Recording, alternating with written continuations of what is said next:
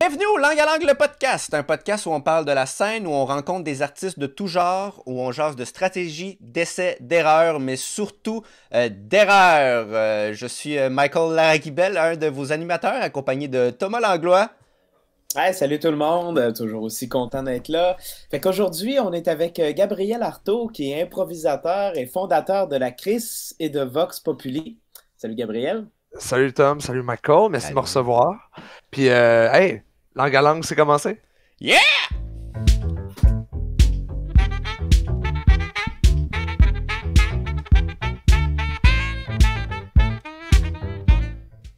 Allô, Gabriel!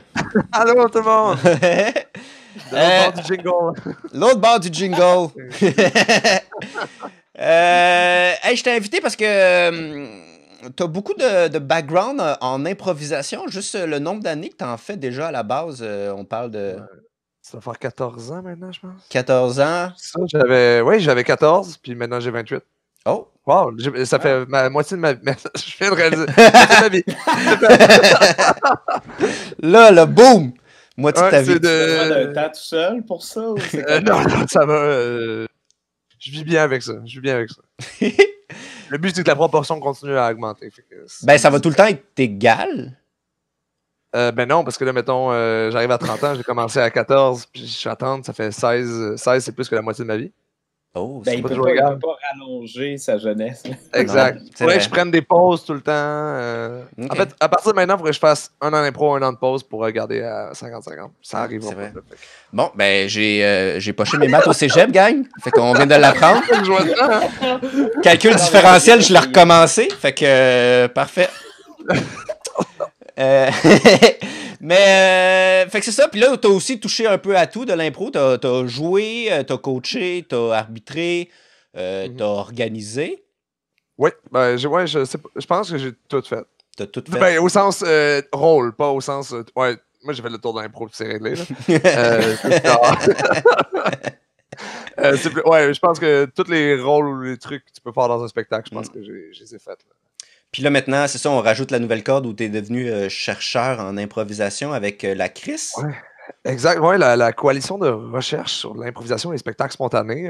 Ça, c'était justement... je pense que c'est le dernier truc qu'on n'avait pas fait parce qu'entre autres, ça existait comme pas vraiment. Puis moi, Jocelyn Garneau, que je salue, et Julien Saint-Georges, mettons le trio fondateur, ben, on est tout du monde qui étudie à l'université, qui font de la recherche. Puis à un moment donné, on est passé de comme jaser dans le fond d'un bar à se dire hey, on a des choses à dire sur l'impro, puis pourquoi est-ce qu'on n'en parle pas à plus de gens, ou pourquoi est-ce que la communauté s'en parle pas entre elles. Puis ben, on a steppé up, puis on a juste fait hey, ben, prenons le temps d'écrire, d'articuler nos propos, de jaser de trucs qui nous importent. Puis ben, ça fait maintenant 2 ans. On a publié quelque chose comme 8 revues, je pense. 6 revues. 6 revues. Pas 3 par année? 3 par année. Puis c'est ça, mais vous avez fait là aussi ce qui est comme une œuvre majeure, mais ça a été le rapport sur l'état de l'impro au Québec. Ouais, ben ça c'est. Puis j'aimerais en prendre le crédit, mais zéro. C'est vraiment Jocelyn Garneau. Ouais, c'est vraiment. Ben, tu sais, je l'ai aidé très informellement. Là. Okay. On jasait de théorie puis tout. Mais ça, c'est vraiment Jocelyn qui a fait ça. Il était contacté par la LNI. Pour faire ça, c'est un projet subventionné par le ministère de la Culture. Tu sais, c'était vraiment quand même un bon deal. Ils ont vraiment bien fait ça. Puis Joss, je ne peux que saluer le travail immense qu'il a fait. Je sais pas si vous avez lu un peu. Mais c'est... Ouais, si vous avez du temps... Au pire, si vous n'avez pas de temps, allez voir le résumé. Si vous avez du temps, allez lire La Grosse Patente. Puis c'est vraiment impressionnant de voir tout le travail qui a été mis là-dedans. Là. Mais en gros, ça résume... Ça résume l'état de l'impro au Québec, donc tout ce qui est ça réunit tout ce qui est amateur puis tout ça pour voir comme démographiquement puis tout ce qui se passe puis Ben c'est un portrait assez global. C'est pas parce que des fois surtout parce que ça a été un peu chapeauté par la LNI, fait qu'on pourrait avoir peur que ce soit juste sur le milieu professionnel, c'est vraiment pas ça, c'est vraiment comme OK, en ce moment, l'impro, c'est quoi au Québec? T'sais, fait que ça va, oui, aspect démographique, parce qu'on a fait passer un gros sondage pour avoir des informations sur ça ressemblait à quoi, justement, le portrait démographique des improvisateurs et des improvisatrices. Mais il y a aussi, genre, juste un recensement de toutes les organisations d'impro. Il y a une analyse de c'est quoi les problématiques dans le milieu. Ça, c'était pré-vague de dénonciation. Fait que ça aussi, il va peut-être falloir inclure ça à un moment donné. Puis un peu, c'est quoi les besoins aussi du milieu? C'est quoi les choses qu'à peu près, peu importe d'où tu viens en impro, on aurait besoin. Puis des milieux plus spécifiques, par exemple en région versus à Montréal et Québec, qui ont quand même des réalités assez différentes. Là. Mais fait que ouais, c'est vraiment un travail très exhaustif là, de tout ce qui se fait en impro, puis des gros acteurs, tout ça. Fait que ça, c'est le résumé, là, mais toutes les précisions sont dans le rapport. C'est assez impressionnant. Puis, moi, je voulais savoir justement, depuis que tu fais la réplique et la revue que vous faites avec la Chris, est-ce que tu trouves que, pas ta façon de jouer, mais ta façon de voir l'improvisation, le rapport avec le public, tout ça, a changé un peu ta vision? Oui. Parce que, ben, tu sais, puis là, je donne des cours d'impro. Fait que j'ai beaucoup de contacts avec des gens qui viennent voir nos spectacles aussi, parce que je travaille avec Louis-Olivier Pelletier, qui est le fondateur du club d'impro. Puis il offre des cours. Fait que, tu sais, les gens viennent voir leur spectacle, après ça, ils viennent prendre des cours. Fait qu'on a comme une espèce de contact direct avec le public. Puis ils se mettent au courant de ces choses-là. Fait que là, je m'attendais comme pas à ce que, mettons, ces écrits-là trouvent écho chez le public directement. Genre, dans ma tête, c'était juste des gens d'impro qui allaient peut-être en jaser entre eux. Puis là, de voir des gens qui sont apprentis improvisateurs, qui ont un peut-être un petit peu plus extérieur que quelqu'un qui a passé la moitié de sa vie à faire de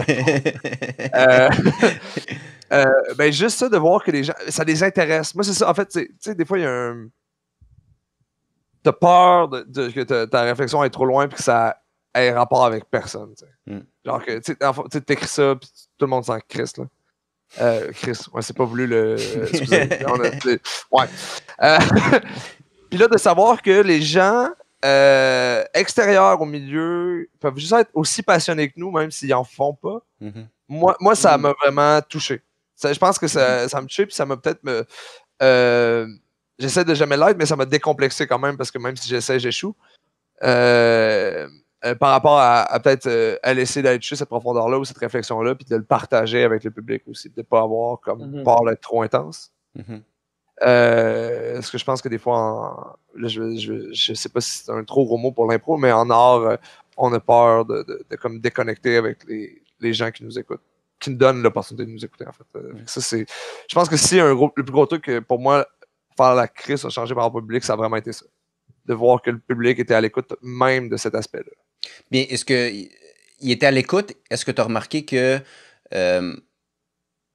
sais, mettons, nous, en tant qu'improvisateurs, on a le vocabulaire d'impro où on dit, mettons, par exemple, lui, c'est un joueur, constructeur, puncher, tout ça, mais eux, comme ils gravitent pas dans le milieu, ils font juste être spectateurs, est-ce qu'ils avaient déjà analysé un peu ça de l'improvisation en disant, ah, OK, lui, il est plus de même, ou ont-ils déjà compris la mécanique, fait que la revue en tant que telle fait juste leur donner le vocabulaire pour... Ben, ce que tu dis, c'est bien parce que eux n'ont pas le vocabulaire nécessairement, mais ils ont quand même l'intuition. Là. C'est ça qui est le fun là, aussi de voir des gens qui font. Tu sais, c'est de pas exactement comprendre pourquoi, mais ils font. Me semble que quand ce joueur-là est là, ça se passe mieux, mais je peux pas dire que c'est parce qu'il est plus drôle que l'autre. Je peux pas dire. Tu sais, de remarquer aussi. Il articule autour de qu'est-ce qu'il préfère en impro. Ok, bon, ben, mettons ça, j'ai aimé ce moment-là, ça a été ressenti, ça a été. Puis. Là, j'ai appris à apprécier ça. J'ai appris à apprécier ce type de joueur-là. Puis là, je vais peut-être rechercher ça ailleurs. Ou je vais peut-être rechercher des spectacles qui célèbrent ça. Je pense que, en fait, le truc que ça a le plus fait pour eux, c'était de donner justement une porte d'entrée sur c'est comment les improvisateurs perçoivent leur propre truc aussi. Parce que des fois, c'est un peu hermétique, là, tu sais. On est, comme ils disent en anglais, c'est all fun and giggles, mais tu sais, nous en arrière, on a vécu des AG d'impro. Michael, là, tu sais à quel point les gens sont. On est quand même fucking sérieux sur nos affaires. Puis, soit on se force, soit on trouve ça quand même important, même si on a l'air assez désinvolte. Fait que je pense que de leur laisser voir aussi ce petit côté-là de ah ouais, ok, c'est pas juste des niaiseries qu'ils font, puis même pour eux, c'est pas juste des niaiseries.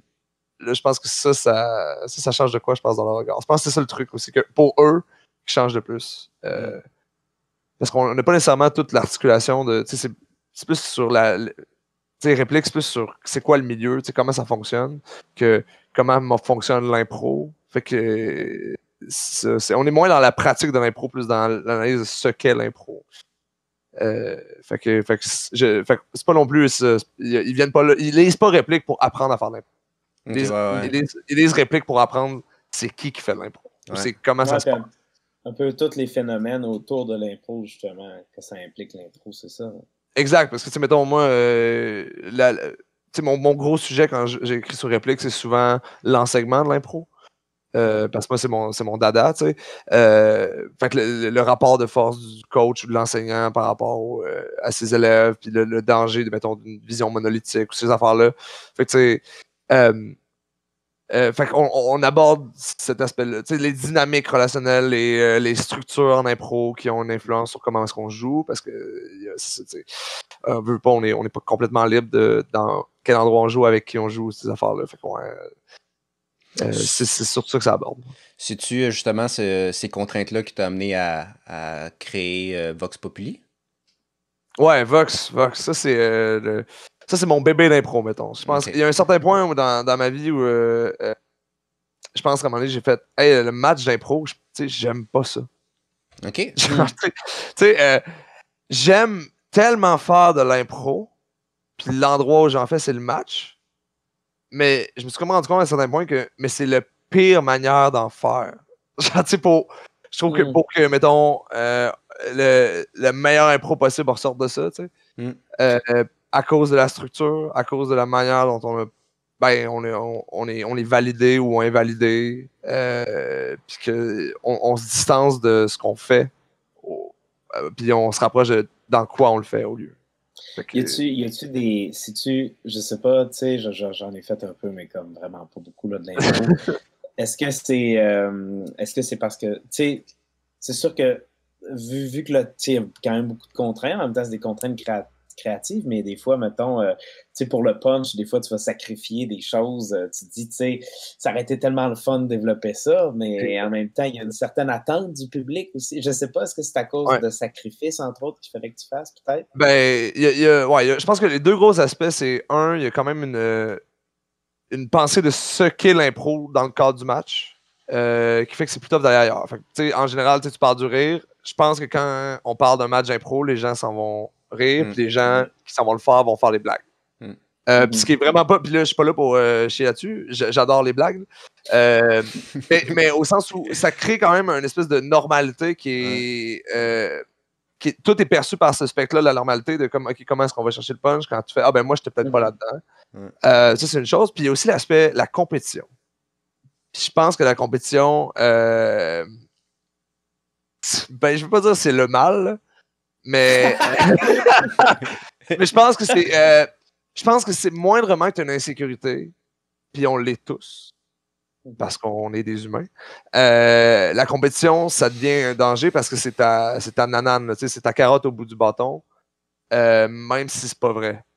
Fait que tu sais, à la fin de la journée, des fois tu vas sentir que tu vas jouer, des fois ça va être toi, des fois ça va être l'autre, mais tu vas, justement, je suis peut-être allé faire la blague de plus parce que l'autre avait fait une joke qui était meilleure, puis au lieu d'être peut-être juste dans la réceptivité, j'ai peut-être... Tu sais, c'est tous des processus, ben, pas tous, là, mais souvent c'est inconscient. Des fois, c'est vraiment genre carrément, hey, ils sont en train de gagner, puis je vais envoyer mon joueur péter l'autre joueur en mix. Puis ça, c'est la version un peu aberrante. Puis là, ben là, t'es plus dans ce qui est bon de l'impro, tu sais. Les gens se coupent la parole, les gens cassent les idées, un peu, tirent le tapis en dessous des pieds. Puis pas pour se mettre dans le mal pour le fun, pour juste casser l'autre. Tu vas pouvoir partir avec le point. Fait que ça crée un rapport vraiment étrange à la performance, parce que là, ta performance, justement, pour moi, en impro, c'est le rapport public. Mais le match te dit, ouais, mais le rapport public, c'est juste qui vote. OK, ouais. Fait que ça, c'est... Puis ça, moi, ça dénature le truc, parce que, tu sais, gagner une impro, ça veut fuck all rien dire. Là. Si tu fais 2 mauvaises impros, il va y avoir un gagnant pareil, tu sais. C'est vrai. Genre, le public va choisir le moindre mal dans le fond. Exact, tu sais, puis moi, si je veux pas gagner une pas bonne impro, là, tu sais, mais moi, un match, là, où j'ai tiré le meilleur match de ma saison, puis je le perds, ça veut dire probablement que c'était un esti de bon show, je ressors de là tellement plus heureux que la fois où, tu sais, genre, j'ai fait 2 minutes de blagues sur une sauce à spag, puis qu'il y en a une sur 8 qui a levé, tu sais, puis genre... Puis t'as eu le point, puis t'es comme, pour j'ai vrai? J'ai le point, mais tu sais, genre, ouais, c'est ça, tu sais, puis ça m'intéresse pas. Parce que l'autre a fait pire, ou, tu sais, genre, ou je sais pas, man, ça tentait au monde à soir, tu sais, ou... Tu sais, des fois, des trucs aussi que toi, tu fais, hey, moi, je trouve pas ça bon, puis le public va aimer ça. Puis, ben, c'est pas grave. Mais moi, c'est pas pour ça que je fais de l'impro, tu sais. Mais là, mais tu peux être tenté de te valider, puis il y a des étoiles, puis il y a des trophées, puis on dirait que c'est comme une structure qui est... Parce qu'il n'y a rien d'objectif en art. Tu peux pas dire telle impro était juste clairement meilleure. Ben, tu sais, un peu, là, mais en général, tu peux pas vraiment faire ça. Ben, on a comme besoin de se faire dire hey, bravo, t'es meilleur que, ou t'as été bon, ben, je pense que c'est la pire partie que le match a sur les improvisateurs et les improvisatrices qui jouent dedans. Hey, c'est drôle parce que j'avais jamais fait le lien, mais en slam, c'est de la compétition à base, le slam. Puis c'est vraiment, ça me fait vraiment penser à des choses que j'ai observées. Bon, c'est pas le sens du punch, mais tu es dans la séduction du public. Puis à un moment donné, c'est aussi que je m'étais rendu compte, c'est de dire on n'a pas le choix de sortir d'ici avec un gagnant ou une gagnante. Là. Je sais pas pourquoi. Même quand la soirée n'était pas bonne, il faut qu'il y ait quelqu'un qui a gagné. Puis la ligne est tellement mince entre juste séduire le public puis le séduire normalement, c'est-à-dire, il y a une séduction normale de scène. Exact. Faut pas qu'on ait envie que tu sacs ton camp dès que tu rentres sur scène. Mais ben, il faut un certain charisme, une présence, mais c'est vrai que autant que ça peut être en impro, c'est ça qui est intéressant, c'est qu'il y a clairement un rapport qui est établi avec le public, mais ça peut facilement se pervertir, un peu comme dans le slam, par exemple. Exact. Ben, je suis super d'accord, puis je trouve que l'aspect le plus pernicieux de l'impro, c'est que tu peux faire ce changement-là en live. Tu sais, ton slam, tu peux prévoir un peu c'est quoi les thématiques que les gens apprécient, ou le genre de style, ou est-ce que c'est plus féroce ou doux, tu sais, whatever. Mais en impro, tu le vis live de j'écris le truc maintenant. Fait que, tu sais, même si j'avais envie d'aller quelque part, eux, ils sont tout le temps là à oh, j'ai pas fait rire depuis 30 secondes. Moi, je sais que c'est bon. Je sais que c'est bon, je sais que je suis fier de ce que je suis en train de faire, mais j'ai pas fait rire depuis 30 secondes. Puis ça peut te jouer dans la tête, puis tu peux changer, tu sais. Mais en même temps, pour moi, c'est toute la même chose, tu sais. Puis je comprends pas. Mettons, tu sais, The Voice, c'est une compétition, puis là, c'est quoi, Révolution? C'est une compétition. Il y a plus. C'est comme si. Ouais, c'est ça.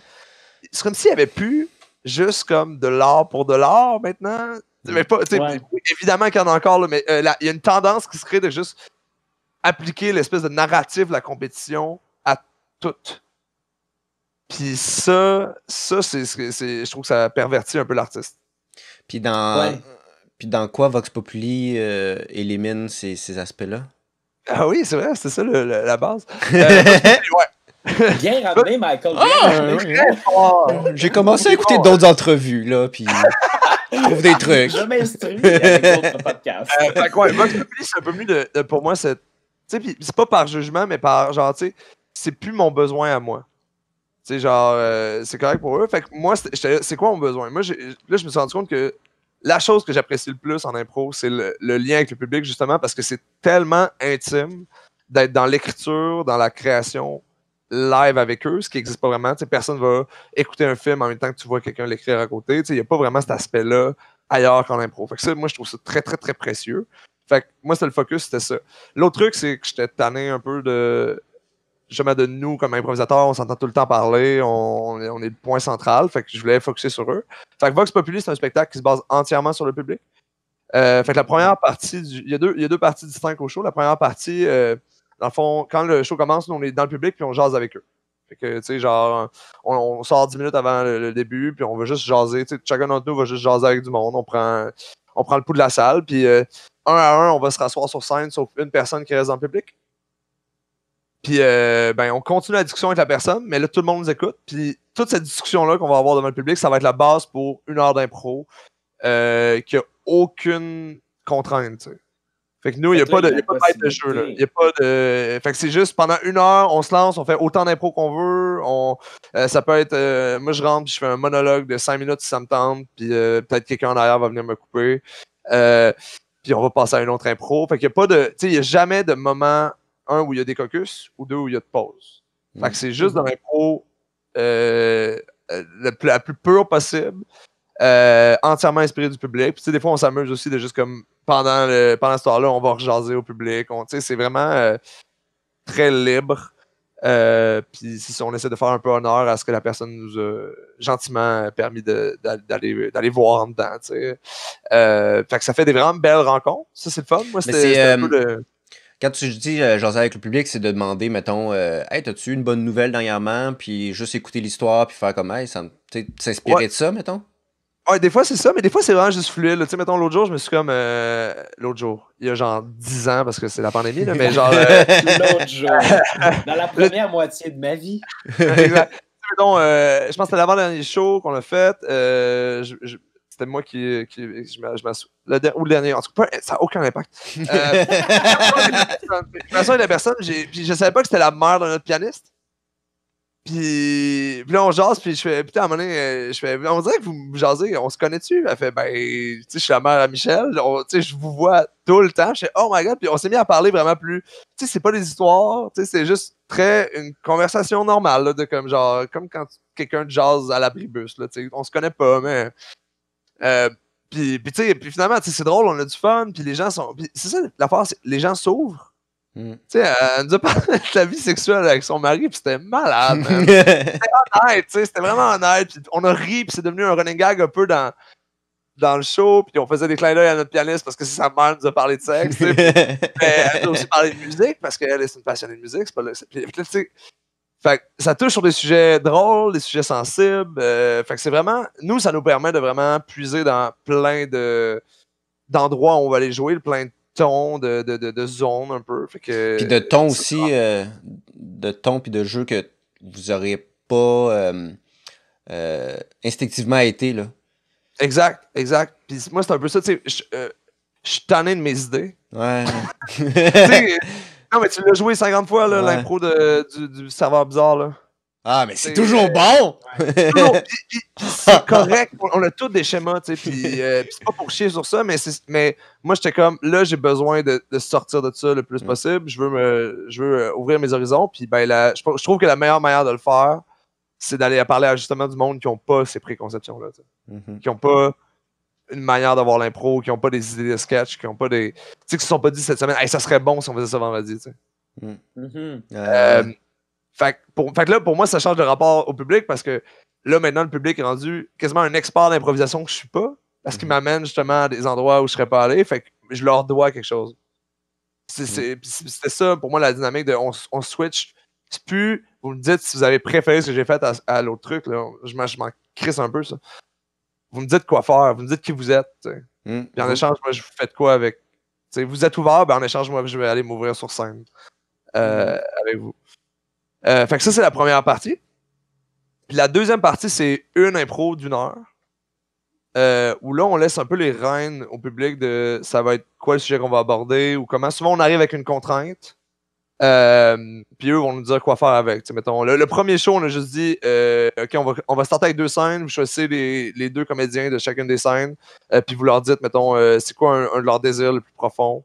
Puis c'est quoi, mettons, une tragédie qui leur est arrivée. Là, il y avait une mère et une fille qui avait besoin d'indépendance. Puis de l'autre bord, c'était juste genre quelqu'un qui avait perdu son père et qui travaillait dans une compagnie de déménagement. Mais, puis on parle de ça, puis là, on joue 1 heure. Mais une fois, ça a été... on disait, on fait un film catastrophe, mais c'est le public qui choisit c'est quoi la catastrophe. Puis là, c'était le 3e lien. On fait une impro d'1 heure sur le 3e lien comme film catastrophe. Fait que tu sais, c'est vraiment... C'est le fun aussi parce que ça permet vraiment juste le public de comme c'est leur show. Ouais. Puis moi, c'est quelque chose que je trouvais vraiment important. Puis mettons, on nomme pas nos noms. Moi, on présente pas les joueurs. On fait juste arriver sur scène. Moi, c'était un peu désengager l'ego, désengager l'improvisateur comme genre le centre de l'attention. Puis plus aller vers le partage le plus possible. D'être au service de l'impro et au public et non à son ego de gagner une étoile. Exact. Puis tu sais, autant qu'on veut s'en séparer, des fois c'est tough de se séparer de ce nanan-là ou de se séparer de comment les gens te regardent parce que tu as eu ou tu l'as pas eu le truc. Puis, fait que ça, pour moi, c'était un endroit de juste comme bon, ben je vais aller faire. Tu sais, je vais aller faire le show d'impro de mes rêves, dans le fond. Ouais. Puis finalement, ça fonctionne. Ben, ça fonctionnait super bien avant que l'art arrête d'exister. L'art vivant. Mais tu sais, là, on retravaille sur des projets. Là, peut-être des shows à 2. Parce que, mettons, j'habite avec un improvisateur de Vox Populi. Fait que peut-être qu'on pourrait aller faire ça éventuellement. Là, mais là, c'est tout à voir, mettons. Puis justement, pour t'amener à cette réflexion-là de vouloir le spectacle Vox Populi, toi, en tant qu'improvisateur, t'as dû... Tu sais, je veux dire, t'as évolué aussi dans cette vision-là. Fait que, tu sais, parce que moi aussi, je me rappelle quand j'en faisais, j'avoulais l'étoile parce que ça me confirmait que j'ai bien joué au lieu de juste avoir la confiance que j'ai bien joué. Fait que, est-ce que toi, ta vision a passé de où à où? Ça... je te dirais, moi, j'ai commencé dans l'autre bord complètement, tu sais, genre, complètement. Gagner le point, genre? Gagner, whatever, tu sais, c'était... Puis, mais tu sais, c'était, en même temps, c'était... c'est ça. OK, alright, l'histoire d'une vie, let's go. Je commence, j'ai 14 ans, tu sais, je commence, j'ai 14 ans à faire de l'impro. Je suis un reject, OK? À ce moment de ma vie, je suis juste un reject. Et le lendemain, mon premier show public à l'école, j'ai des gens qui se mettent à me parler. Genre, c'est comme... tu sais, avant, après. Là. Fait que, tu sais, moi, dans ma tête, là, c'est comme ça devient, oh, OK, l'impro, c'est ma manière de, genre, d'être comme une personne, genre, qui est outoyable. Fait que c'était vraiment devenu une performance de quasiment, genre, c'est ma seule manière d'avoir de l'amour. Fait que là, ouais, c'est sain comme rapport. Faites pas ça dans la vie, OK? Je sais plus ce qui ceux qui écoutent. C'est vraiment pas beaucoup de manière. Marc sa scène comme ça, je pense. Ouais, je pense qu'on passe tous un peu par là, genre, à certains degrés, puis faut qu'on fasse de la petite moment d'introspection de hey, c'est pas correct. Ouais. Parce que le problème aussi, c'est que ça crée de l'amour qui est pas de l'amour, que tu essaies qu'il soit de l'admiration. Puis là, t'es pas en contact. Parce que là, t'es plus là pour que les gens te regardent. T'es là pour prendre leur attention puis leur admiration, puis t'es pas là dans le partage. Ouais. Ça, c'est... Non, c'est ça. Mais même cet t'es amour... pas en contact avec eux autres, t'es pas en contact avec toi-même non plus. C'est ça le pire là-dedans. C'est ça qui est pernicieux, là. Ben oui, c'est ça. C'est ça, cet amour-là que tu reçois, c'est un amour sur la performance qui est faite ou l'idée qui est sortie, mais pas sur ta personne. Fait que les gens, ils t'aiment pas, là. Exact. Parce que ça t'apprend pas à être vulnérable, tu sais. Ça t'apprend à être drôle, efficace. Mais tu sais, quand j'ai commencé, par contre, j'étais très mal à l'aise avec... J'étais comme un mélange de je veux leur amour, mais je veux pas l'attention sur qui je suis justement à l'extérieur. Fait que, tu sais, mettons, mes premiers tournois où je commençais à gagner des trucs, là, je voulais pas qu'on en parle, j'étais vraiment gêné, genre. Puis là, est arrivé mon secondaire 5, et là, je suis devenu juste comme... C'est comme un esti de gros ego immense, là, ma tête a enflé, on gagne des prix. Mon coach, tu sais, mon coach avec qui j'habite maintenant, d'ailleurs, c'est Full Circle. Tu sais, quand, dans le fond, on avait une équipe vraiment bonne en comparé, mais personne ne gagnait ses mix à part moi. Fait que quand ça décidait, OK, il faut gagner cette impro-là, il fait juste me regarder, me faire un petit clin d'œil. Ça veut dire, va le torcher. Là. Genre, je veux même pas qu'il y ait une chance de comme avoir le point. Moi, je rentrais, mais tu sais, c'est ça, mais là, t'es pas dans l'écoute, là. Tout le monde, tu sais, t'es juste là, t'attends, pis t'es juste là pour lui puncher d'en face, pis... Ah ouais, t'es dans la performance d'ego. T'es dans la performance d'ego à ce moment-là. Tu show off, là. C'est juste du show off, là. C'est rien, tu sais, pis ça veut pas dire que c'est pas bon, là. Ça veut vraiment pas dire que c'est pas bon, mais... mettons, moi, ça m'a fait crasher après ça, parce que quand je suis arrivé au cégep, tu sais, tu passes du roi du monde un peu parce que t'es le plus vieux, pis t'es, genre, t'es le plus expérimenté, pis t'arrives au cégep, pis t'es comme un kid. Pis, ben, tu sais, t'as 17 ans, tu connais rien, genre, les gens s'en calissent de toi, t'es rien quand t'arrives là. Non, mais c'est vrai, tu sais. Pis, et là, j'ai comme frappé mon premier mur, genre, mes 3 premiers matchs au cégep, ça allait pas bien. Puis là, mon coach m'a assis, pis il m'a dit, André Pigeon, on le salue, il m'a dit, tu sais, Arthur, c'est pas parce que les autres sont meilleurs que toi maintenant que toi, t'es moins bon. Puis là, déjà, c'était un premier pas vers arrêter de me comparer. Parce que c'est vrai que ça a pas... Pourquoi est-ce que je suis plus stressé de jouer? Je fais la même assise d'affaires qu'il y a 2 semaines, mais là, c'est juste que les gens autour de moi sont meilleurs. C'est pas plus grave, tu sais. C'est genre, c'est quand même bon ce que je fais. C'est juste moins bon que quand tu joues avec des gens excellents. Puis là, moi, ça a vraiment débloqué. Puis ça a crashé parce que je suis redevenu bon, puis j'ai recommencé à avoir de l'ego. Ouais, c'est ça, c'est la logique inverse. Hein? C'est pas parce que t'es capable de péter quelqu'un sur scène que cette personne-là est pas bonne. C'est ça aussi. Au contraire, en fait. C'est ça. Moi, ma conclusion, c'est souvent, c'est prendre le meilleur joueur, c'est celui qui perdait tous ses mix. Ouais, qu'il arrête d'essayer de péter le monde. Ouais, c'est ça. Ouais. Ben, c'est ça, parce qu'il est pas là pour ça, lui. Là. Il est là. Bon, ben, tu fais ton show, ben, je vais t'aider à le faire. Ouais. Il est juste smart, là, il est dédié à quelque chose qui le dépasse lui. Fait que parce toi, t'es juste à te regarder et à te crosser. Là. Parce que ça prend quelqu'un pour faire avancer l'histoire, là, parce que t'as beau puncher, ça veut pas dire que ça donne des perches pour continuer. Là. Exact, mais moi, j'étais comme du genre, justement, aller tellement vite dans l'histoire, juste pas attendre l'autre. C'était comme genre, OK, let's go, on va plus vite, puis genre, fait que t'es juste en train de l'écrire l'histoire, puis en fait, tu cours quand l'autre voulait marcher. Là. Tu fais, ouais, mais moi, je cours jusqu'à aller courir, on sent Chris, man, je vais me rendre à la même place que toi, mais en marchant, puis ça va être plus intéressant. Tu sais, genre. Fait que je sais pas dans l'écoute. Puis là, à un moment donné, ça s'est remis à donner parce que j'étais juste. Tu sais, tu perds tes repères, t'as aussi 17 ans, fait que t'es juste perdu aussi dans la vie.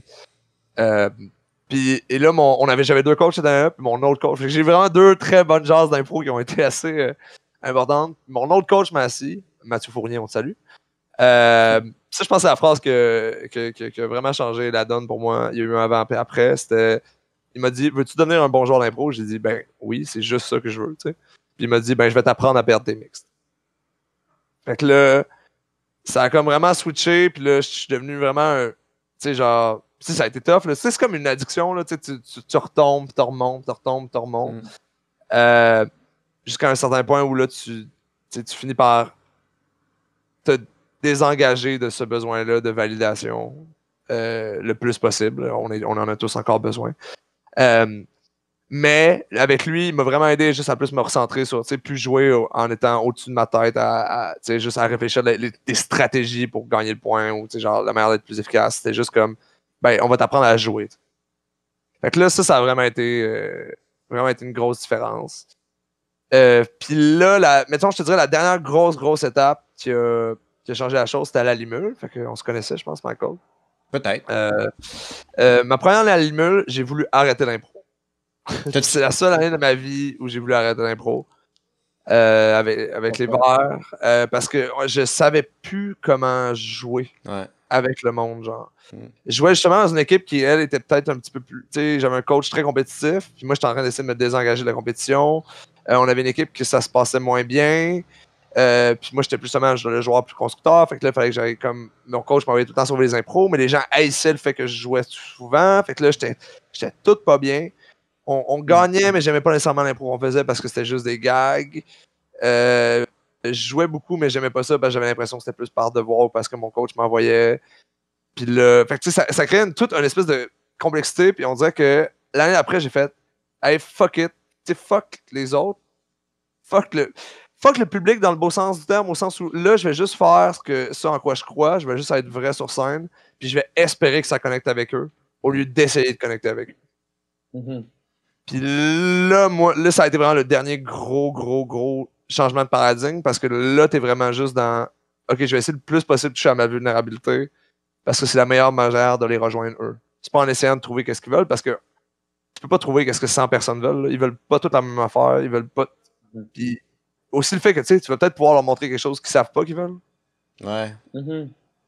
Fait que ça, quand j'ai eu ce switch-là, ça a vraiment été complètement différent. Puis l'année d'après, dans les rouges, là, je me sentais comme vraiment libre. Là, j'étais libre sur scène. Je me permettais vraiment les affaires. Je me permettais d'être senti sans avoir peur d'être jugé par les autres joueurs aussi. Parce que des fois, à un moment donné, si tu viens, genre, les gens ont comme une espèce de Arto, il va faire le truc. Genre senti touchant, blablabla. Puis là, t'as peur de le faire parce que les gens vont te dire que tu l'as fait. Mais tu fais, moi, mais je le fais, mettons, une fois ou 2-3 shows. Puis vous faites 12 impros drôles par match, puis personne ne dit ils font encore le truc drôle. T'sais. Puis là, on revient à la question de normalité dont je parlais tantôt. Fait que là, moi, c'était de me désengager de OK, ben fuck it ce que les gens pensent. Je vais essayer de juste jouer le plus vrai possible sur ce que j'aime, sur ce qui est sincère. Puis d'être à l'écoute aussi de ce que les autres font. C'était un autre truc qui était un petit peu plus difficile, je sais pour moi, là, de comme rester réceptif à ben OK, là, on fait juste des sketchs, man, Arto. Fait que ta gueule avec ta crise d'histoire, là. Pas... non, mais tu sais, il n'y a pas besoin d'avoir ça à chacune des impros, puis c'est correct. Fait que ça a été un réapprentissage aussi. Mais ouais, ça, je te dirais, le gros moment de comprendre que le public va. Tu vas bien plus connecter avec du public si tu es vraiment sincère avec eux que si tu cherches à connecter avec eux. Parce que là, ça vient encore un espèce de mécanisme, pas un vrai moment de partage. Ça doit pas aider à la reconnaissance de l'impro aussi. Hein. Je sais que c'est snobé par beaucoup de choses, l'impro. Là. Oui. Ça doit pas aider, tu sais, comme... ce type de... Parce que, tu sais, c'est drôle parce que tu parlais, puis je pensais à ça, mais c'est une réflexion plus large, là, mais... Tu sais, parce que l'impro, dans le fond, ça marche vraiment bien, tu sais, puis les gens aiment beaucoup ça, tu sais, puis pourtant, il y a comme une espèce de déconsidération qu'on a de tout ça, tu sais, comme... Puis on était un peu de même aussi avec, j'ai l'impression, avec... On dirait qu'en général, ce qu'on aime, tu parlais des choses qui ont fermé rapidement, c'est les arts, tu sais.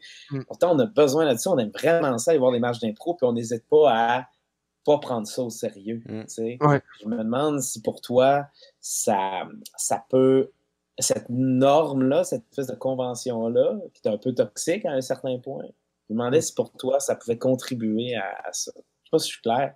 Oui, non, mais oui. Pour moi, la réponse, c'est oui. À ta question.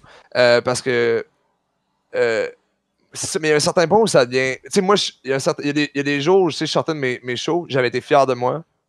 Puis la chose qu'on trouvait à me dire, c'était genre ah, t'as encore fait ton. T'as encore allé dans l'émotion, hein. Puis là, t'es là. Mais. Genre. Puis là, il y a. Tu sais, ok, on va y aller, là. À mes années à la LUI, là, la Ligue universitaire d'impro, ça, c'est un show très compétitif, très. Puis on a beaucoup d'ego, tu sais. Puis moi, j'étais arrivé là dans mon stade où justement, j'essayais de m'en dégager. Puis je me suis mis à avoir 1 millier d'étoiles du public, tu sais. Genre. Puis là, il s'est mis à avoir un mouvement de jalousie, genre.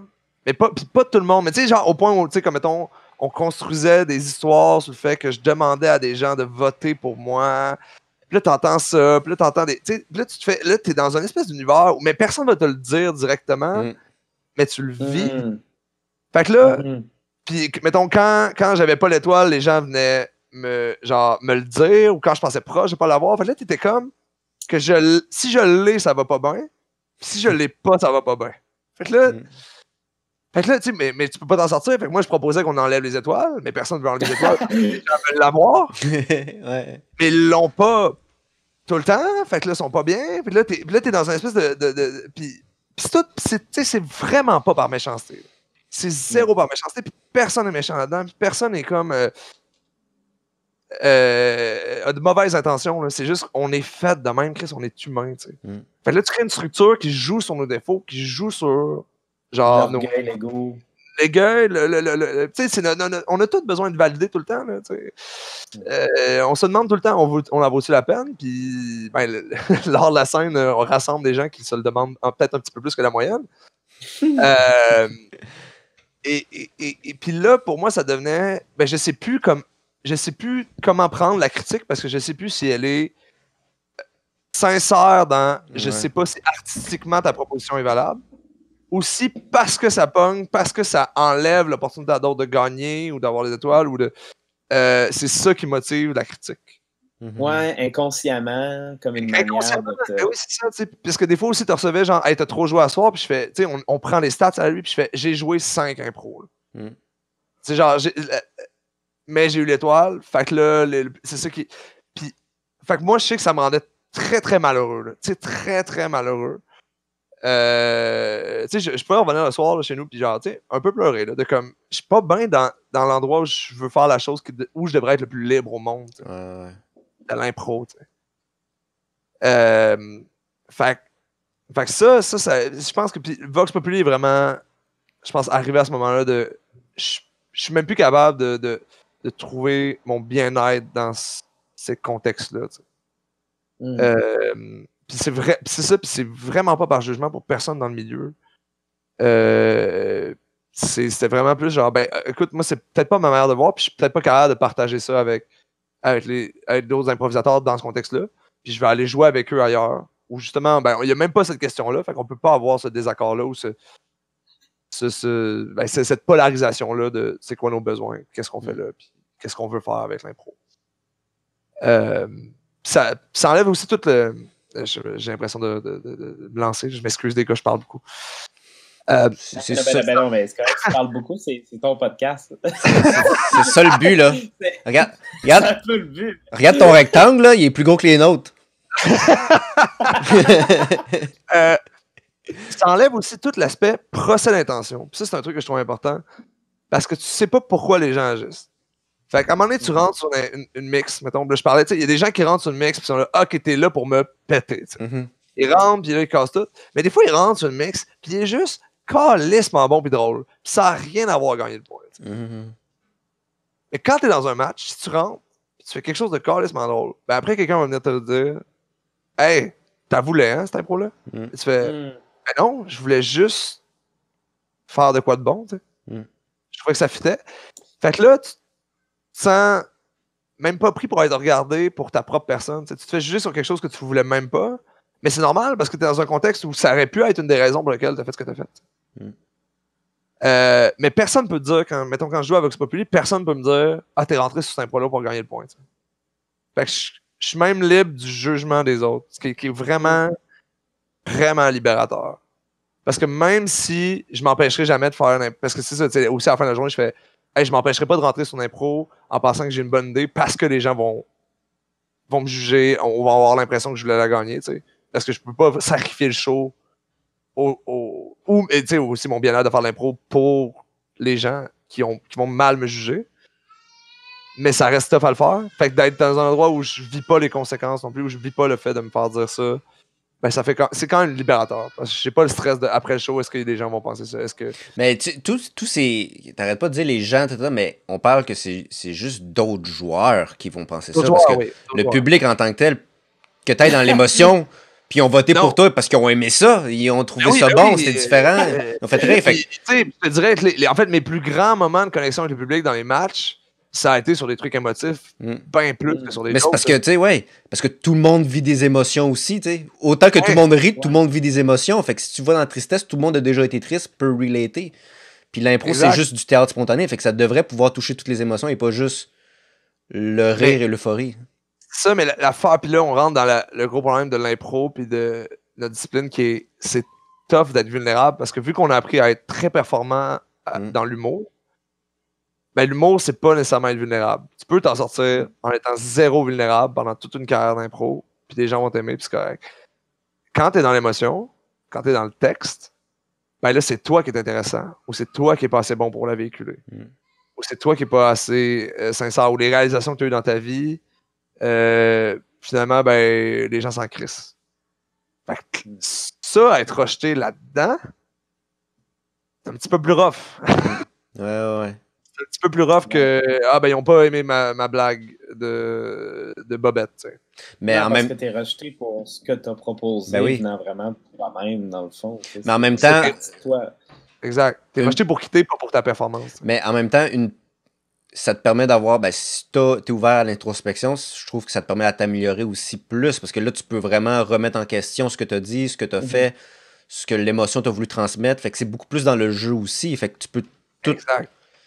Parce qu'effectivement, les joueurs où ils sont juste eux-mêmes et font juste shooter des gags, apprennent pas nécessairement à mieux jouer une improvisation et l'incarner. Parce que même vous autres, avec Vox Populi, tu as dit tantôt, où vous donniez des trames dans le genre qu'est-ce qui s'est passé dans sa vie. Fait que déjà là, vous basez vos personnages sur un jeu, finalement, sur l'interprétation qui va amener l'improvisation plutôt que l'inverse, tu sais. Exact. Puis c'est là aussi que quand tu te mets à jouer tu sais, mettons, une impro d'une heure, le pas de caucus, là, t'as pas le choix d'être hyper dans le jeu, dans le concret, puis dans un vrai personnage, parce que le personnage, il dure une heure, là. Ouais. Tu sais, tu peux pas juste jouer, genre, le mononcle cochon. Non, c'est ça, tu peux pas jouer un type qui va puncher pendant 3 minutes. Ouais. Non, mais c'est ça, parce que ça prend de la profondeur dans ton histoire si tu veux te faire une heure, tu sais, puis tu peux. Puis un des trucs aussi qui me gosse, c'est que l'émotion, c'est pas le contraire de l'humour. Puis des fois, j'ai l'impression que les gens voient ça comme ça c'est triste ou c'est drôle, puis tu fais, mais dans la vie, des fois, je pleure puis je ris en même temps. Ouais. Puis des fois, je suis inconfortable, puis des fois, tu sais, il y a plein d'affaires intéressantes dans la vie. Dans les funérailles, des fois, il y a des fous rires parce que justement, t'as besoin d'évacuer cette tristesse-là d'une certaine façon, là. Ben, je raconte tout le temps la même histoire quand je dis aux gens la vie, c'est pas solennel. Au funérailles de mon grand-père, plein d'affaires drôles se passent déjà avant, évidemment, mais on sort dehors. C'est funèbre. Ma grand-mère tient genre une volée de ballons blancs. Dans le but de un peu on laisse aller dans le ciel, symbole. Fait que là, toute la famille se rapproche. Un petit moment de respire, elle laisse aller les ballons. Il y a un coup de vent, puis tous les ballons rentrent dans l'arbre. à côté. Ouais. Est-ce que c'est drôle, la vie, là? Ouais. Mais dans un moment techniquement triste, mais tu sais, Ouais. c'est... Puis fait que moi, je vais probablement rire 1000 fois plus de ce moment-là que de la meilleure blague que j'ai entendue. Mm. Parce que c'est sincère, tu sais. Parce que là, je connais que ce qui est drôle, c'est les personnages qui vivent la situation, c'est pas juste la blague qu'ils ont faite. Ouais. Parce que c'est pas une blague pour eux, en fait. C'est ça l'affaire. C'est pas une blague pour les personnages. On rit avec eux, on s'attache. En fait, c'est ça qui fait que c'est bon en général, le théâtre, les films, les séries. C'est comme les comédies, les comédies plus même classiques. C'est ça, c'est que le personnage, lui, il vit une tragédie. Mais c'est l'absurdité du regard extérieur que tu poses là-dessus. C'est là que tu trouves ça drôle. Mais le personnage, je trouve rien de drôle dans ce qu'il fait. Non! Tu reviens à Molière, c'est ça, là, toutes les comédies de Molière. L'avare, il trouve pas ça drôle, là. Ben non, il n'y a aucun personnage de Molière qui se plie dessus. Ben oui, non, mais j'exagère, là, je fais une généralité. Mais comme, c'est ça. C'est ça. Ce qui est drôle, c'est la situation. C'est ça. C'est pas le personnage. Ils font des jokes, les personnages, mais eux, ce qu'ils vivent, c'est réel. Là, exact. Souvent, moi, je fais rire avec des jokes, mais souvent, mettons, je fais rire parce que je suis quelqu'un d'hyper maladroit dans la vie, puis moi, je me sens gêné, mais après ça, c'est vraiment hilarant ce qui s'est passé, mais les gens, ils rient de la situation. Oui, c'est ça. Mais c'est comme si on se permettait pas d'aller là, puis c'est parce qu'on a appris, parce que tu apprends un peu à faire des sketchs à la SNL quand tu fais de l'impro, quand t'es jeune, c'est très structuré, puis c'est des courtes durées aussi, on apprend à faire du 2-3 minutes. Là. On essaie de trouver juste une situation drôle dans laquelle vont évoluer des personnages, fait que ça peut pas aller plus loin que ça, parce que la situation, une fois, à un moment donné, elle va être finie, là. Exact. Puis là, puis moi, c'était un peu ça aussi, d'aller toucher à la longue durée, de qu'est-ce qui se passe quand ça finit pas, tu sais. Ouais. Qu'est-ce qui se passe quand ton personnage doit évoluer, puis apprendre, puis changer, puis interagir, puis être une vraie personne, tu sais. Puis là, tu sais, mettons, le meilleur show de Vox Populi qu'on a fait, on était juste 4. Puis l'impro du Nord, c'était la meilleure affaire que j'ai faite de ma vie, parce que justement, là, on était juste 4, t'sais. Fait que t'as 4 personnes, t'as 4 personnages, t'es vraiment dans ce que tu fais, t'sais. T'es entièrement... Fait que là, on avait le temps, on t'enrichit le truc, tu peux pas juste être dans le plot, là, t'sais, t'as pas le choix d'être dans ceux qui vivent le plot. Je sais pas c'est quoi le terme, le schéma actentiel.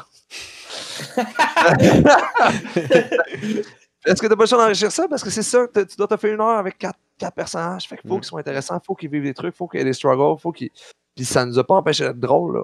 Pas une seconde, mais on a fait brailler du monde aussi. Ouais. Fait que tu sais, pour moi, quand je suis ressorti de là, j'ai fait, c'est un peu juste ça que je veux faire maintenant. C'est pas juste ça, mais si j'avais à faire un truc en impro pour le restant de mes jours, ça serait ça. L'impro, on est avec le public, on est réceptif, on crée de quoi avec eux, on essaie de juste être vrai avec nous-mêmes pour pouvoir partager de quoi avec eux, puis c'est pas à propos de nous, c'est à propos du moment. Mais ça, c'est dans un monde idéal, puis l'ego est tout le temps de quelque part, puis l'envie de faire rire tout le temps de quelque part, fait que c'est un combat constant, je pense. Ouais. Mais on essaie de le gagner un show à la fois. Là. Mais mais c'est ça, mais quand tu me parles de théâtre, je fais, ces gens-là ont juste compris ça juste bien avant moi. Là. Eux, ça fait 400 ans qu'ils le savent, puis moi, je suis comme, j'ai trouvé quoi? En même temps, tu sais, tout c'est par rapport à vraiment, tu sais, l'impro, ça fait quand même, l'impro comme on la pratique là, ça fait pas si longtemps que ça non plus, tu sais, c'est quand même une pratique assez jeune, on pourrait dire encore, je pense. Au Québec, ça fait 40 ans, tu sais. C'est ça, tu sais, fait que puis ça a pas pris, tu sais, c'est ça, ça a pris ça a pris ça l'a approché la scène d'un angle très particulier, fait que c'est normal aussi que des fois il y a des constats que pour une forme d'art qui peuvent être là dès le début, puis il y en a que ça peut prendre plus de temps, tu sais comme la poésie par exemple, ou le slam justement, on aborde ça par le texte avant, tu sais, on commence pas tout de suite nécessairement à penser à l'importance du corps, tu sais, c'est pas le premier réflexe qu'on a quand on pense à de la poésie pour l'oralité. Mais pourtant, si j'étais en danse, probablement que je commencerais par le corps. Tu sais, je suis pas danseur, je vais pas faire la travers mon chapeau, mais comme probablement serait drôle, ça serait important dans mes premières réflexions. Mais c'est un peu ça, tu sais, l'impro aussi, ça prend la scène d'un angle très particulier, tu sais. C'est vrai que ça serait drôle, un texte de 1000 mots sur ta chorégraphie. Quelque chose de... Avant de commencer à le faire, là, bon, j'ai fini mon texte, là, bras droit en haut, puis là, tu y vas, puis... Ouais, c'est ça. On tient quelque chose, les gars. On tient quelque chose, je pense qu'on va faire ça. Ah, On ben, va révolutionner la danse. Ouais, Chris, man, mon corps est brisé. Faut pas que je fasse. Ah, bon, ben, justement, on allait dans la portion du défi, fait que je vais rayer danse, parce que là, clairement, ton corps est brisé, fait que il se passera J'aimerais rien. ça en faire la danse. Pour vrai, honnêtement, j'aimerais vraiment ça, mais j'ai mon dos est brisé, fait que je sais pas si je pourrais. OK. Donc, la portion défi du podcast, en gros, c'est on va te nommer une nouvelle discipline artistique dans laquelle tu y deviens professionnel du jour au lendemain. Fait Pack que, comme ça. pack comme ça, tu lâches l'impro, puis tu décides de devenir cette nouvelle discipline-là. Fait que comment tu aborderais ça? Autant côté scénique, personnage, côté public, comment tu aborderais ça? Fait que, tu sais, overall, comment tu y vas? Fait qu'on en a Et en prenant compte de ton bagage Ouais. d'artiste. Là, oui, je suis pas une autre personne totalement. Là. Non, c'est ça. Non. T'es ça... ce que t'es, mais tu changes d'alignement du jour au lendemain. Ouais, ça a pris 14 ans pour que tu mettes l'ego de côté. On veut pas qu'il revienne. Fait qu'on... Hey, man, c'est dans il est tout le temps là. OK. Fait qu'on y a pensé, puis on est allé chercher l'art du clown. Oui. Par contre, on donne une contrainte de plus, c'est que c'est du clown humanitaire / Dr. Clown, puis tout ça. Ouais. Fait que c'est plus... d'intervention. Ouais, parce qu'on trouvait ça intéressant, parce que là, c'est plus du one-on-one, où justement, t'aimes discuter avec le public aussi. Puis le clown, ça t'enlève de l'aspect texte aussi, parce que tu peux pas juste relater sur le texte. Fait que si tu deviens clown humanitaire / Dr. Clown aussi... En plus, mais là, je l'ai pas déjà fait ça, mais j'ai déjà fait des trucs qui ressemblent à ça, puis on avait un peu des projets là-dessus avec Vox aussi de comme intervention, là. Ouais. Mais... moi, en fait, c'est sûr que pour moi, si j'ai à faire du clown, surtout humanitaire, puis tout ça de même, faut que tu crées un espace de liberté pour la personne avec qui t'es, tu sais. Fait qu'il faut que tu sentes que, justement, faut que tu sois réceptif à si envie de brailler, on braille ensemble, puis c'est ça. Pour moi, en fait, le clown, c'est une éponge, mais qui travaille activement à faire sortir le jus de la personne, là, qui travaille activement, genre... Parce que dans la vie, on nous apprend à juste être plate. Je sais pas comment dire ça bien, là, mais genre à comme, tu sais, ben, personne fait de folie. Qui danse dans la rue, là? Ouais. Ben, on nous conditionne à... Exact. Pour moi, le clown, le but du clown, là, c'est faire ressortir ça des gens qui touchent, tu sais. Fait que, tu sais, genre, tu vas faire danser des gens dans la rue, puis ils vont bien se rendre compte que personne meurt de ça, puis qu'ils ont eu un bon moment, puis, tu sais, genre, t'enlèves la gêne, t'enlèves la honte. Fait que, tu sais, c'est d'essayer de... Mais là, la question, c'est comment tu réussis à faire ça avec du clown. Puis toi, c'est-tu un clown pas de texte, c'est ça que j'ai compris? Ben, à la base, à part si tu veux devenir un clown verbomoteur, ça se pourrait aussi, là. Ouais, parce que moi, mettons, quand je fais du clown, genre / animation, je suis bien verbomoteur, parce que, ben, on s'en étonne, hein. Mais je pense qu'il y aurait... c'est sûr qu'il faudrait que j'ai une espèce de manière par le corps de, comme, laisser aller la tristesse pour l'autre, sentir de l'accueillir. Je serais probablement trop colleux. Ça serait probablement désagréable. Mais je suis quelqu'un de bien colleux, puis je pense que je laisserais ça aller. Ce serait aussi, je pense que s'il faudrait que j'enlève ma propre honte, puis mon propre, genre, mes propres blocages pour être vraiment, vraiment émotif avec l'autre, mais dans le rire aussi, tu sais, comme... Ouais. Je pense que c'est de trouver la joie dans la tristesse. Pour moi, le clown, c'est de trouver la joie dans la tristesse. Parce que c'est ça, c'est d'aller chercher quand même un côté super candide avec justement l'ego qui est plus là. Ben, qui est plus là, tu sais, c'est le côté comme, hyper candide. C'est pas toi, en plus, tu peux te cacher par le costume, le maquillage. Puis ça, je trouve que c'est une affaire vraiment saine du clown, là. Puis comment tu le verrais, toi, le tien? Oh, ça, c'est une bonne question. Oh, mon Dieu. Oh, Michael, t'es bon, hein? Tu devrais faire ça, mettons, genre une fois par semaine avec des invités différents. Ah, c'est une fois ou 2 semaines? Une fois 2 semaines. J'ai mal guessé. Ouais. On fait comme la genre de psychothérapie artistique. Ouais, ouais, c'est ça. À quoi ressemblerait ton clown? Mon Dieu. C'est sûr, j'aurais une espèce de maquillage où on perd mes traits. Là. Genre, ben, tu les enlèverais. Ben, pour pas qu'on me reconnaisse moi. Genre, je serais vraiment content si je sors en clown puis personne ne peut se dire « Ah, ça, c'est Arto. » Justement, pour désengager l'ego du clown. Mais t'es-tu si connu à Québec? Non, mais mettons, j'ai déjà croisé toute personne. Ah, ok. Ils m'ont dit, ah ouais, t'es toi, là. Ah ouais, t'es toi. Non, mais plus au sens, même pour moi, là. Même pour moi, genre, je veux pas que cette personne-là puisse me reconnaître après. Genre, c'est juste, tu crées le moment pour ce que le moment est. Fait que tu veux pas. Tu veux t'évader de ta personne aussi, là. Tu veux croire à quelque chose d'autre que toi-même, là. Exact. Je pense que c'est ça. Je pense que ça va être mon struggle éternel de genre pas vouloir la reconnaissance après, là, qui vient, là. Tu sais, de genre, hey, on a partagé un moment, c'était cool. Fait que t'as-tu aimé ce que j'ai fait? Tu sais, genre, tu veux pas le... Quand j'ai plus, fait que si je peux avoir un maquillage qui était capable de me cacher, fait que probablement une perruque pas extra... Un chapeau, c'est sûr j'aurais un chapeau. Ah, c'est j'aurais un chapeau. J'aime pas les perruques, mais j'aurais un chapeau. Haute forme? Ouais, probablement haute forme. Probablement haute forme, puis j'aurais probablement... j'aurais probablement... est-ce que j'y vais pour la larme? Est-ce que... je serais genre... Ok, ouais, je sais c'est quoi. Je serais genre une espèce de... Tu sais, les bourgeois, mais déglingués, là. Tu sais, qui ont l'air d'avoir été aristocrates, mais genre, tous leurs vêtements sont du scrap, là. OK. Fait que là, tu mets ça, du maquillage tout blanc pour un peu disparaître. Fait que là, t'as genre l'air d'avoir... De comme vouloir garder le... Tu sais, il est un peu pathétique, mais il est touchant parce qu'il y a clairement un aspect tragique au fait qu'il a descendu dans l'enfer de plus être un aristocrate. Ou un bourgeois, je sais pas comment. Fait que peut-être accessible à travers le costume raconte l'histoire un peu, même si toi, t'as jamais besoin de la nommer. Okay. Fait que là, les gens peuvent relater. S'ils veulent rire de toi parce que tu te prends pour quelqu'un d'autre, parce que finalement tes vêtements sont scrap puis tu essaies de jouer que t'es au-dessus du monde, ben ils peuvent rire de toi de ça. Ils peuvent relater avec toi sur l'aspect, ben moi aussi j'ai peut-être vécu quelque chose qui me rend triste. Fait que t'as plusieurs portes d'entrée pour. Mais c'est. Surtout avec le clown, là, tu l'as nommé souvent le mot tristesse, là, puis on parlait d'émotion aussi en impro, mais c'est beaucoup pas la mélancolie, l'émotion. Peut-être que tu vas chercher plus, parce que tu sais, on s'entend que tu pourrais aussi être fâché, puis c'est une émotion aussi, mais. Ouais, ben oui. Mais je pense que je suis quelqu'un de mélancolique dans la vie, ou de, tu sais, de bittersweet. C'est exactement le terme mélancolique, mais en anglais? Je sais pas du tout. Je pense que c'est bon en anglais pour. Bittersweet. C'est comme. Aigre doux. Aigre doux. Ouais, c'est une sauce aigre doux. C'est comme. Mon point, moi, dans la vie, c'est la vie, c'est triste. Tu peux pas vraiment enlever ça, tu sais. Ça va arriver, tu sais. Tu peux pas. Tu sais, quand tu regardes des parents qui vont faire genre, il va rien arriver à ma fille ou à mon fils, pis t'es comme, hey man, tu sais. Ben, tu fais juste regarder Tu fais juste regarder les nouvelles, puis tout est triste, là. C'est ça, tu sais. Fait que pour moi, il y a ça, puis je veux pas que, mettons, l'art ou, ben, du moins ce que je fais quand je performe, ça soit pour oublier. Je veux quand même avoir une place pour l'aimer, puis aussi parce que pour moi, ça permet de processer. Là, on parle de psychothérapie d'art, ben on sait que, je sais que pour moi, c'est.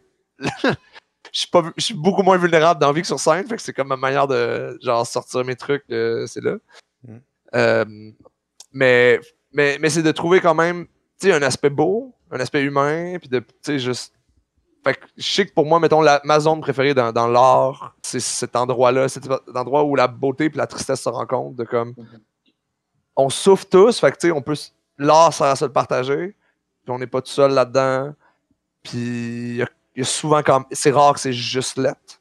Ça veut pas dire que ça l'est pas, puis ça veut pas dire que la beauté efface la laideur du moment.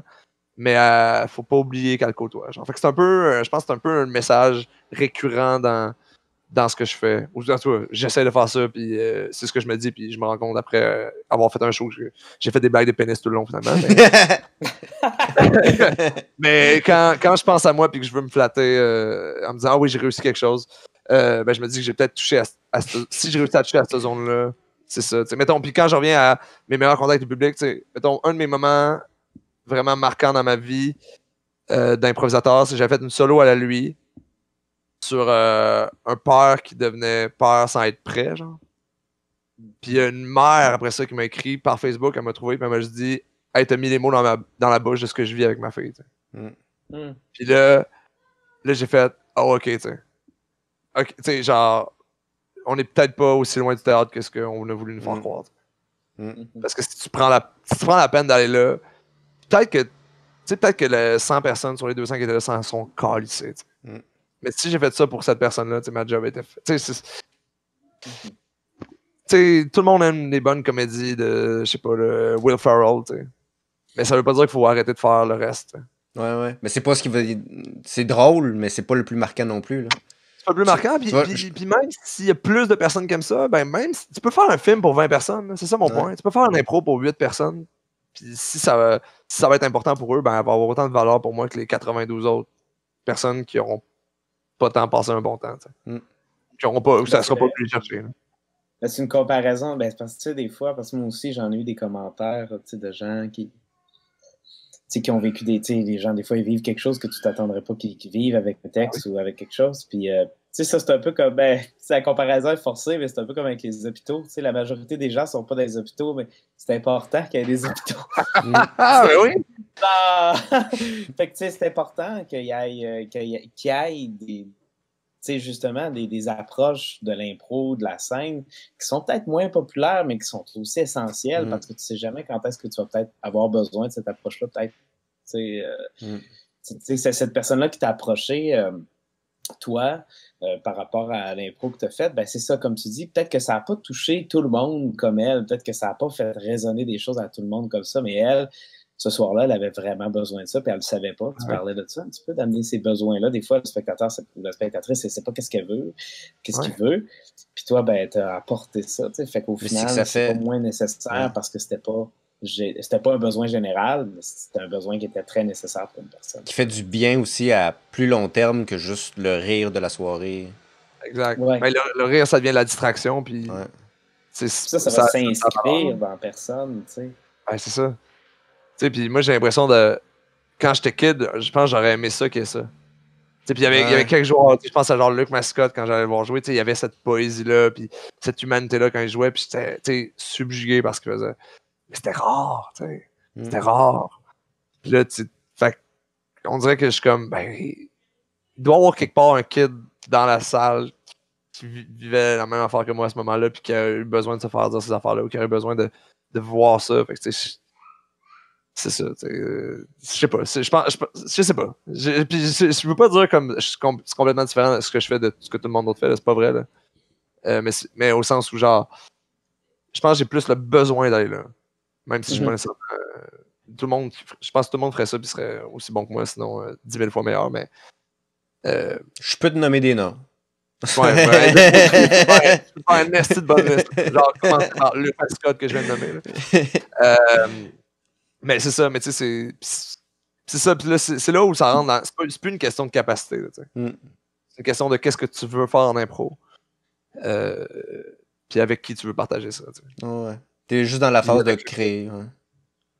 J'ai oublié que j'étais dans le défi, fait qu'on a fini de parler d'impro, mais...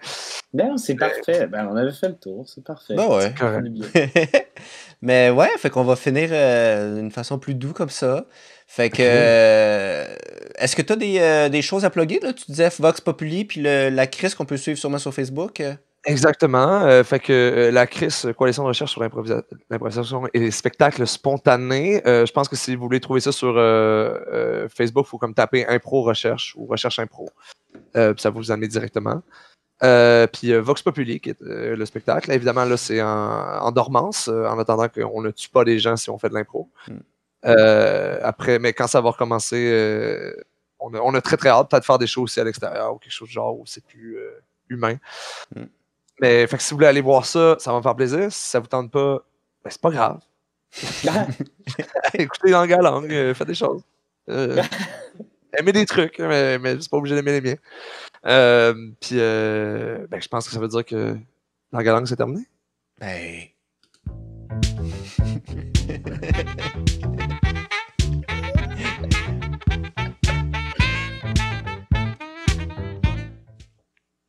Ça a fini sa grosse face de Michael.